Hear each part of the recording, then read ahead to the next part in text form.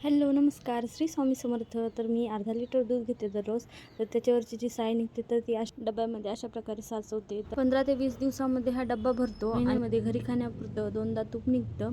घरी केलेलं तूप हे फ्रेश आणि हेल्दी असतं. तर त्या साईवरचं लोणी काढण्यासाठी मी मिक्सरचा वापर करत नाही तर मी बिटरचा वापर करते. तर त्यासाठी मी पूर्ण साय एका पातेल्यामध्ये काढून घेते आणि बिटरनं ती लावून घेते. कारण की मिक्सरमध्ये काढायचं म्हणलं की मिक्सरचं भांडं खूप खराब होतं. मिक्सरचं भांडं घासायचं म्हणलं की खूप वेळही लागतो आणि व्यवस्थित निघतही नाही. तर त्यामुळं मी बिटरनंच लोणी काढून घेते.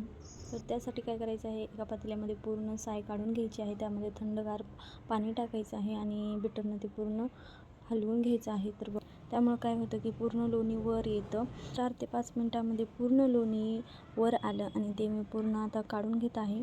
लोण्याचे गोळे तयार करून घेतले आणि त्यानंतर मग ते थंड पाण्यानं धुवून घेतले, जेणेकरून त्यामधलं जे पाणी आहे तर ते पूर्ण निघून जाईल. त्यामुळं 1-2 वेळेस पाण्यानं धुवून घेतले.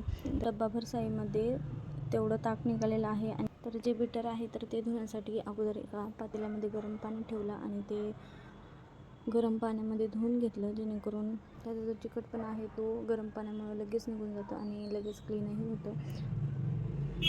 त्यानंतर मग लगेचच मी तूप बनवण्यासाठी लोणी गॅसवरती ठेवलं. बघा किती छान तूप तयार झालं आहे, रवाळ रवाळ. आणि शेवटी पूर्ण तूप तयार झाल्याच्या नंतर त्याच्यामध्ये 4-5 तुळशीची पानं त्याच्यामध्ये टाकायची, जेणेकरून तुपाचा वास छान येतो.